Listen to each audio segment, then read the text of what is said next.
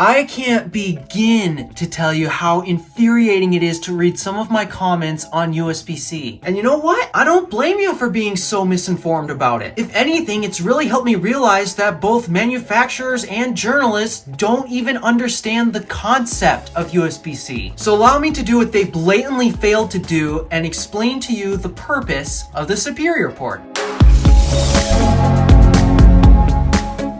So what is the superior port, you ask? It's USB-C. Why? Because there is no port that is more capable than USB-C. It can power devices at a maximum of 240 watts. That's plenty for a laptop and way overkill for a smartphone. It's capable of very fast data transfer at 80 gigabits per second. That is faster than most business networks. USB-C is also capable of display output and at advanced resolutions and frame rates as well. In fact, via a hub, a single USB-C cable is capable of handling up to 2 4K displays at 60 Hertz. Okay, so these are things that I'm positive you've all heard before and are probably already thinking, how is this port practical? Because now I have to buy adapters to plug all of my stuff into it. I hate it when people tell me in the comments section that USB sucks because they have to buy dongles and adapters for everything. Why? Because you don't need them. If you're confused, listen close, and I mean very close. The two laptops that I'm daily driving, my MacBook and my XPS, don't have a single Type A. The only time I grab my dongle is when I've exhausted all of my ports and I need to expand them. That doesn't happen very often. So if I don't grab my dongle that often, then how the heck do I plug in all of my displays and drives? Well, let me show you. This is my 2 terabyte hard drive that I use to back up all of my videos and projects on. That includes this video that you're watching right now. If you look at the port on this hard drive, oh, would you look at that? Is that a Type-C port? It sure is. It's only using USB 3.0, but that's just because this is a cheap hard drive I got off of Amazon. That and hard drives aren't particularly fast anyways. And how do I connect this USB-C hard drive to my laptop? Via this cable with USB-C on both ends, of course. No dongles required, but that's one device that I commonly connect. How about those two big things behind me on my desk? Ideally, I'd like to hook these two displays up to a Thunderbolt dock so I can transition between mobile and desktop setups easier, but I'm currently experiencing a problem that would be better explained later in this video. So here's how I do it now. These two monitors are both Samsung 27-inch 1080p monitors. I bought them because I needed new monitors and they were cheap. Because they were only $160 per monitor, the connectivity options are mediocre at best. On the back, you'll find a barrel plug connecting the external PSU, an old and outdated VGA port, an HDMI, and an audio jack for some reason. It does nothing. So because VGA is an old and outdated standard, I'm obviously going to use the HDMI. Now here comes the part where everybody freaks out because this is the part where you need the dongle to connect the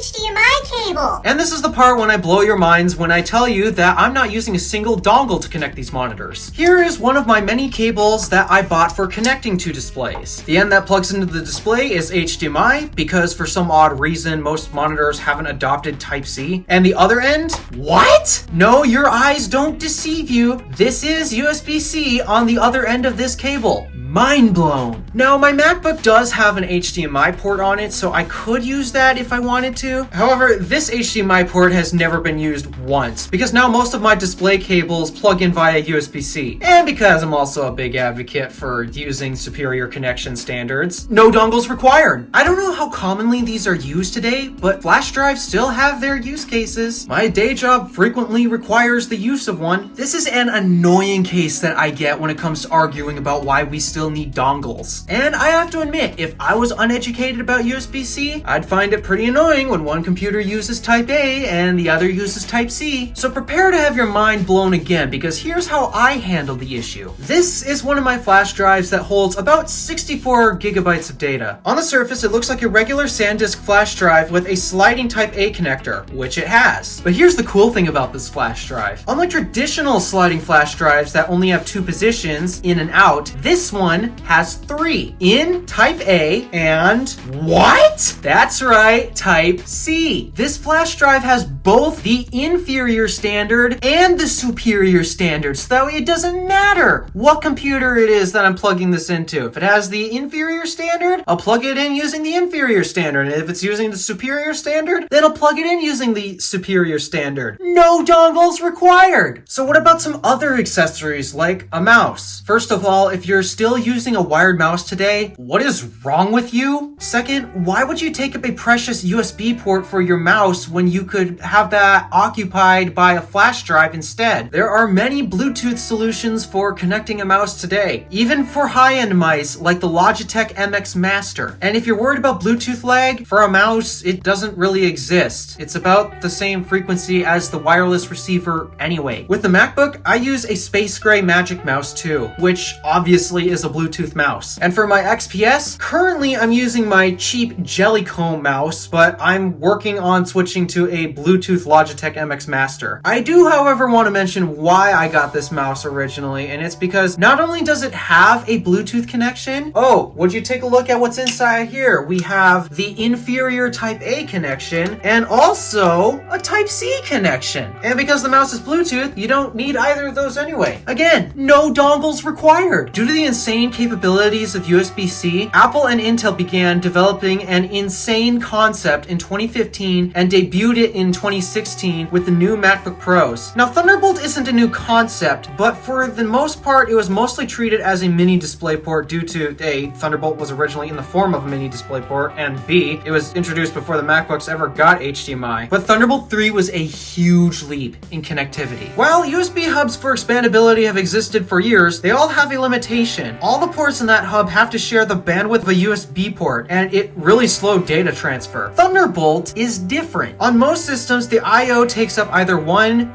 maybe two PCIe lanes on the logic board. Thunderbolt has a single lane. Sometimes for cost reasons, two Thunderbolt ports will share the same lane, and if both ports are in use, then the bandwidth will be split. But if only one is occupied, it's full speed, baby. With a single Thunderbolt cable in the form of Type-C, it's essentially adding a whole slew of extra ports on top of all the other ports on your computer. With this functionality, you can power a whole desktop setup by plugging in all of your desktop peripherals into a Thunderbolt dock, and with a single cable, connect the dock to the computer. A great story I like to tell is when my boss was upgrading his workstation. His old workstation at the time was basically dying and was really holding him back. Plus, it's a desktop, making it harder to work at home. Because I'm a bit of a nerd of this subject, he asked me for suggestions about what to get for a new computer. When I introduced the Thunderbolt docking concept to him, I completely blew his mind. Because he got a laptop with Thunderbolt, he's now able to plug in his 3 monitors, mouse and keyboard, his one special peripheral he uses to navigate through CAD, a bar of Type A ports for the gazillions of flash drives he uses, and even charging the laptop, all through a single cable. I myself would really love to adopt this strategy for my desktop setup, as I use laptops as the heart of my setups. However, there are a few problems with the strategy that are actually preventing me from adopting this method, and I guess this is where I'm going to begin my rant about USB-C's problems. Wait, this port that you say is superior to every other port has problems? What drawbacks could it possibly have? To clarify real quick, the port itself isn't actually the problem. There's literally no drawbacks to this port. It's fast, it's powerful, it's reversible.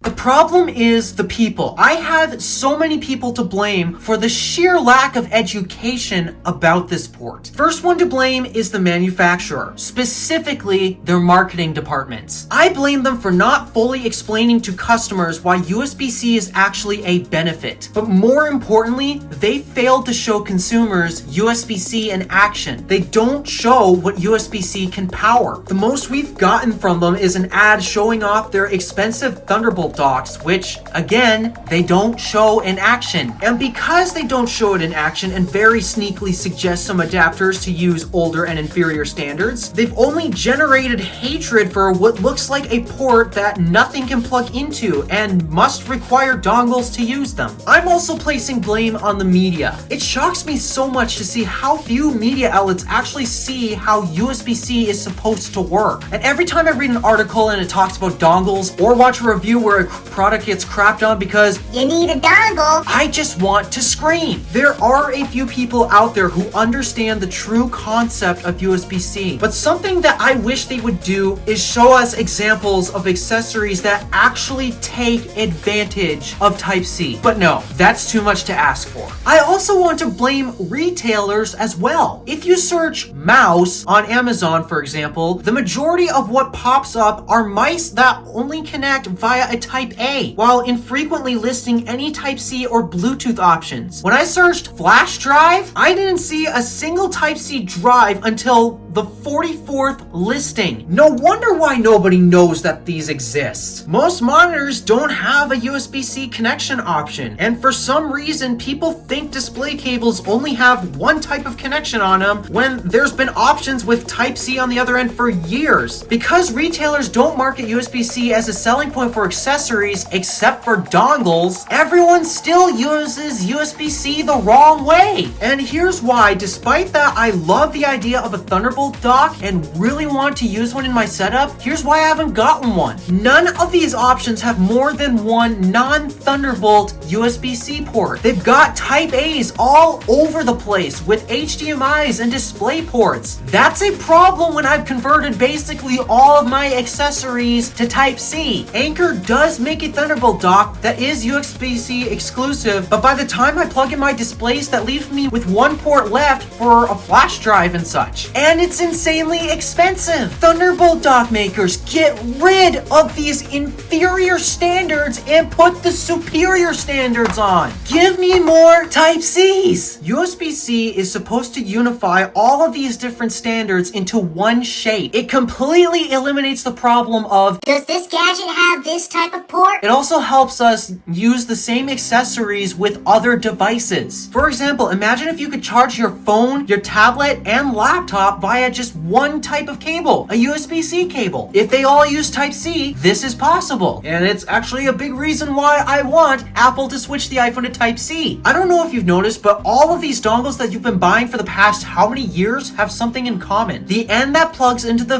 device is USB-C. Why USB-C and no other port? Because USB Type-C is the superior port, and there is no port better than this one. Stop wasting money on adapters that you don't need and start buying accessories that use the superior standard. Now that you've learned the true purpose of USB-C and why it's the superior port, share this video with your friends. I'm sure they would appreciate saving money by not wasting it on adapters you don't need or not have to deal with USB-A's stupid symmetric but non-reversible design. Let's stop the spread of misinformation about the superior port. Alright, thank you for watching. Do me a favor and interact with the stuff below. My name is DeWolf, Random Alpha, signing out.